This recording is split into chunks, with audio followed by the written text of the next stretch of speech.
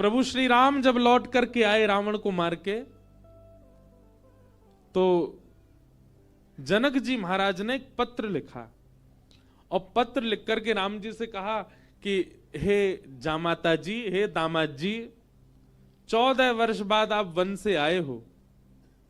आप में तो जनकपुर के लोगों के प्राण हैं ही, परंतु हमारी लाली जो है जानकी, वो तो हमारी प्राण ही हैं।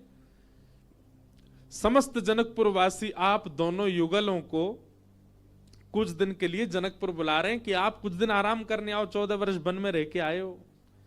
और आप अकेले नहीं आवे, अपने तीनों भैयाओं को, तीनों लालियों को और अपनी समस्त सेना हनुमान जामवंत सहित सबको लेकर के आप जनकपुर आइए, कुछ दिन आराम करने, हमको कुछ दिन सेवा करने दो, आपकी मेहमान नवाजी करेंगे आपकी। कुछ दिन के भ्रमण के लिए आप लोग जनकपुर आ जाओ। भगवान सभा में बैठे थे और सभा में बैठे बैठे जैसे ही जनक जी का पत्र आया तो भगवान ने हनुमान जी से कहा, पत्र पढ़ के सुनाओ, क्या बोल रहे हैं हमारे ससुर जी। हनुमान जी ने पूरा पत्र पढ़ा। बोले, भगवान, हे प्रभु श्री राम, आपको, पूरी सेना को, हमारी मैया को, तीनों भैयाओं को, तीनों भाभियों को, सबको जनक जी बुला रहे हैं जनकपुर कुछ दिन आराम के लिए। सबरे बंदर उछलने लगे, बोले जय हो, बढ़िया भयो, अब आनंद आएगा, जनकपुर में जाएंगे, हम सब अपने हाथ पांव दबाएंगे। बहुत युद्ध करके आए रावणों से, रावण की सेना से, और बढ़िया मालपुआ खावे को मिलेगा। राम जी की बारात में तो हम नहीं जा पाए थे, पर बारात की चर्चा हमने सुनी थी, वहां तो भैया बड़े पकवान बने थे, हम सब जाएंगे। ब्राह्मण सारे बानर इतने ज्यादा उत्सुक हो गए, हम सब जाएंगे।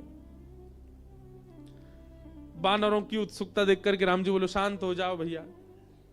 अब भाई देखो, हमारा निर्णय यह है कि जनकपुर हमारी ससुराल है, और कहीं भी नाक कट जाए चलता है, पर ससुराल में हमारी नाक ऊंची रहनी चाहिए। और इन सब बातों को ध्यान में रखते हमारे मन में आया कि हम जाएंगे, भरत जी जाएंगे, लक्ष्मण शत्रुघ्न जाएंगे, चारों बहुएं जाएंगी, कुछ वरिष्ठ लोग जैसे जामवंत जी, हनुमान जी, अंगद जी आदि आदि कुछ वरिष्ठ लोग जाएंगे। बाकी बानरों से हमारी प्रार्थना, आप तो यहीं सरजू जी के तट पर अयोध्या में ही रहो, आप लोग मत चलो। बानर सब उदास हो गए, बोले क्यों, हम क्यों नहीं चले। बोले आप लोगों का स्वभाव ऐसा ही है, किसी से भी छीन के खा जाते हो, कहीं पर भी मलमूत्र त्याग देते हो, कहीं भी उछल कूद कर देते हो, डाले तोड़ देते हो, वन उजाड़ देते हो। और जनकपुर हमारी ससुराल है, हमारे सामने किसी ने कह दिया कि अरे देखो वो वन पूरे बानरों ने उजाड़ दिया। बानर किसके? बोले राम जी के। तो हमको तो बहुत बुरा लगेगा, लेकिन आप लोगों का यही स्वभाव है, तो क्या करें। इसलिए आप लोग तो अयोध्या में, इसको कितना भी चलो उजाड़ो, ये रहेगा, अपने ही लोग हैं, सुधार भी देंगे। अब वो तो ससुराल है, वहां तो संकोच हो जाएगा हमको। बानर सब नीचे मुंह करके बैठ गए। राम जी तो अपनी घोषणा करके चले गए। जामवंत जी, हनुमान जी बोले भाई सब लोग उदास क्यों हो गए। बोले जब रावण से मरवाना था तो हमको ले गए, और जहां रसगुल्ला मिलेंगे, मालपुआ मिलेंगे, फल मिलेंगे, मेवा मिलेंगे, सेवा मिलेगी, वहां हमको छोड़ के जा रहे हैं। हाँ यही बात है, जहां ये था कि मृत्यु सामने, वहां बानर आगे, और जहां मालपुआ आगे वहां बानर नहीं छोड़ जा रहे हैं। जामवंत जी ने हनुमान जी से कहा, हनुमान जी आप जाके निवेदन करो। बोले देखो हम तो कुछ नहीं कहेंगे, हमारे स्वामी हैं, उनकी आज्ञा हमारे लिए सर्वोपरि है, आप बड़े हो, सीनियर हो, आप ही बात करो। जामवंत जी गए और राम जी से कहा देखो सब बानर बहुत उदास हो गए, आप ऐसे मत करो, मैं जिम्मेवारी लेता हूं, एक पत्ता भी जनकपुर का टूटेगा नहीं किसी वृक्ष का। ले देखो आ गए ऊपर से, इनकी काम की बात चली, सुनवे आए। बोले आपके ससुराल में एक चीज भी यहां से वहां नहीं होगी, हमारी गारंटी। राम जी बोले भैया 100 200 300 बंदर नहीं है, करोड़ों बंदर हैं, किस किस को संभालोगे। बोले हमारी जिम्मेवारी, मैं वचन देता हूं आपकी ससुराल में एक बात भी ऐसी नहीं होगी जिससे आपको संकोच अनुभव हो। अच्छा देखो राम जी को संकोच की कोई चिंता नहीं है, तो लीला कर रहे थे राम जी, आनंद कर रहे थे। जामवंत जी बोले सब बानरों की जिम्मेवारी मैं लेता हूं। राम जी बोले देख लो, फिर हम कुछ बात होगी हम तुमसे ही कहेंगे। जामवंत जी बोले आप कह लेना हमसे, बस जिम्मेवारी हमारी। ठीक है। जामवंत जी बाहर आए, बाहर आकर के सब बानरों से बोले हाँ भैया सुनो, राजी हो गए राम जी आप सबको ले जाने के। बंदर तो छलन लगे, जय हो राजा रामचंद्र भगवान की जय हो, हमारे जामवंत जी की जय हो, अब तो जाएंगे खूब आनंद करेंगे। बोले लेकिन सावधान, मैंने जिम्मेवारी ली है, एक पत्ता भी नहीं टूटना चाहिए जनकपुर के किसी वृक्ष का। बानर बोले बिल्कुल नहीं टूटेगा, आप तो बिल्कुल आज्ञा करो कैसे चलना है। बोले सब मुझे देखो, जो मैं करूं वही करना है, जब मैं बोलूं तब बोलना है, जब मैं शांत रहूं तब, यहां तक कि श्वास भी मेरे संगी लेनी है सबको। मैं जब छोड़ूं तब छोड़नी, तब लेनी तब लेनी। मैं जब मुड़ूं तब मुड़ना, मैं जब देखूं तब देखना, मैं जब सोऊं तब सोना, मैं जब खांसूं तो खांसना। बानर बोले ठीक है। राम जी बोले एक बार हमको डेमो दिखाओ। जामवंत जी खड़े हो गए, करोड़ों बंदर खड़े सामने। जामवंत जी ने अपना उल्टा हाथ उठाया, सारे बानरों ने अपना उल्टा हाथ उठाया। जैसे परेड होती है ना 26 जनवरी को, तो हमारे मिलिट्री के जवान बिल्कुल एक संग उनके हाथ पैर चलते हैं, ये हाथ पीछे तो यही हाथ पीछे जाएगा।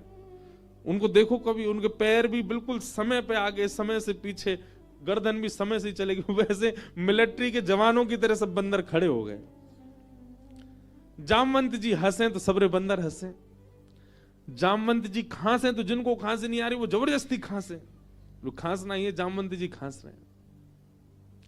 राम जी बोले चलो ठीक है, अब चलते हैं जनकपुर। आहा, जनकपुर की ओर जा रहे हैं। 14 वर्ष बाद वन से लौटने के बाद, राज्याभिषेक के बाद, राजा रामचंद्र भगवान पूरे नगर में उत्सव मनते जा रहे हैं। जहां जहां से निकलते हैं वहीं पुष्प वर्षा हो रही है। विशाल सेना राम जी की चल रही है। पर इस पूरी यात्रा का सबसे श्रेष्ठ केंद्र बिंदु, आकर्षण बिंदु था बानरों की परेड। बिल्कुल ऐसे चल रहे हैं सीधे। जामवंत जी इधर देखे तो सब बानर इधर देखे, जामवंत जी नीचे तो सब नीचे, जामवंत जी खुजा में तो सब खुजा में।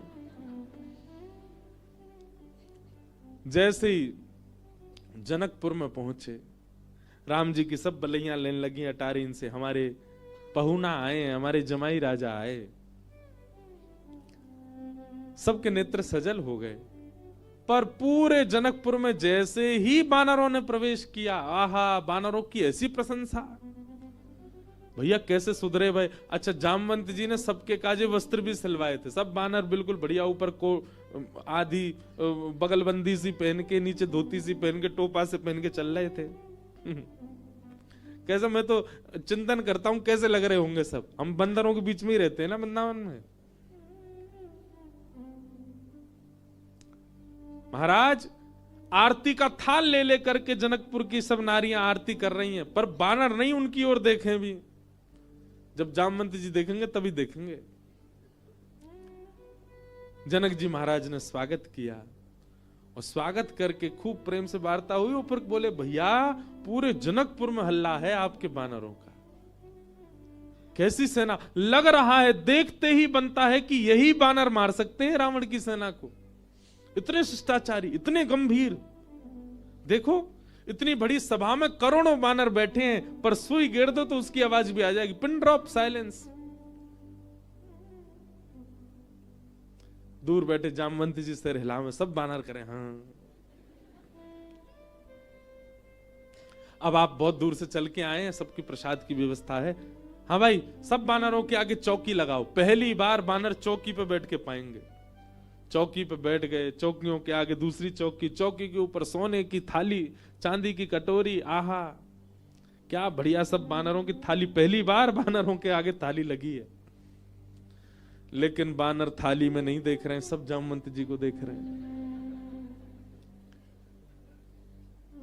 पनीर की सब्जी आई, काजू की सब्जी आई, ये सब्जी आई, मिष्ठान आए, पूड़ी आई, 5 प्रकार की पूड़ी आई, रोटी आई, चावल आए।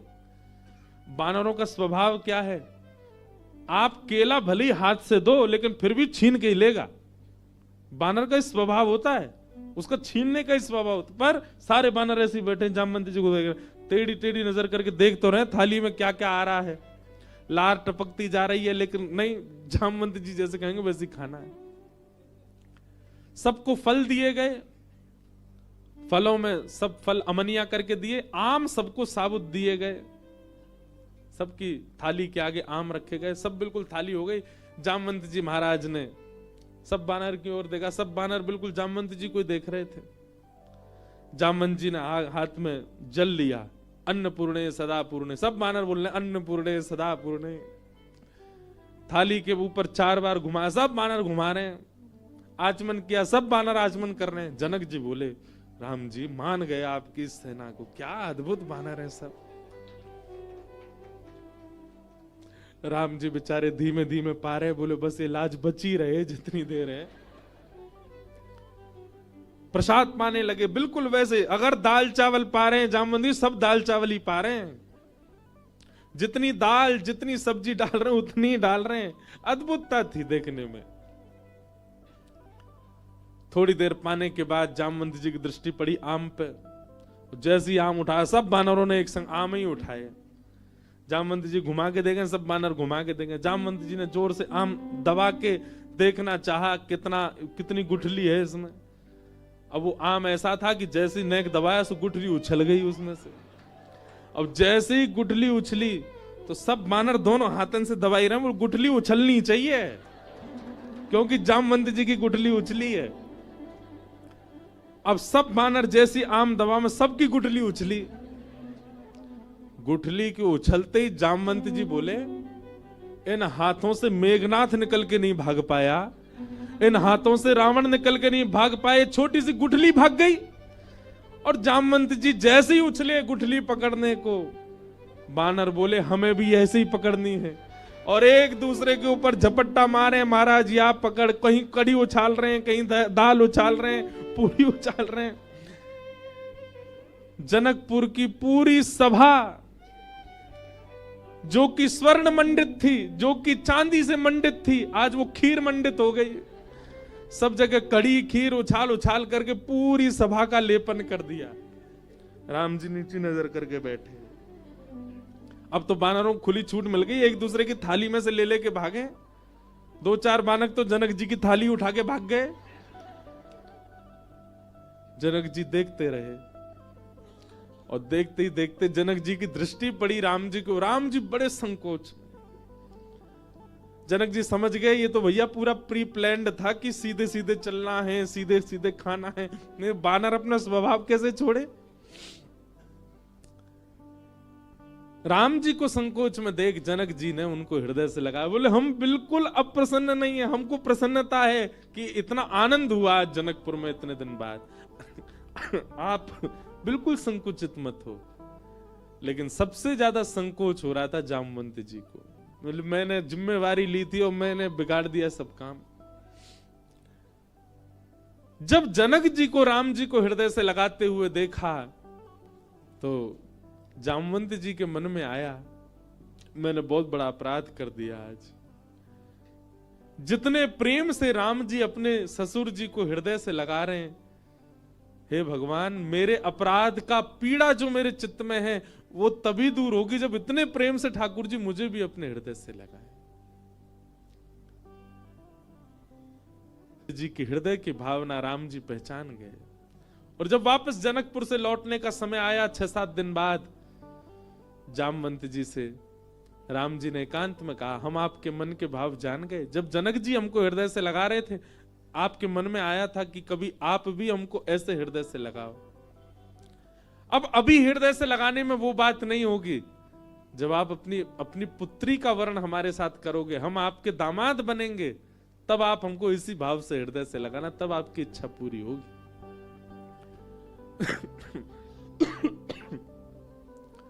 जामवंत जी को 1 युग तक प्रतीक्षा करनी पड़ी और 1 युग बाद आज वही राम जी जब कृष्ण बनकर के आए, जामवंत जी ने अपनी पुत्री जामवती का विवाह भगवान के साथ किया।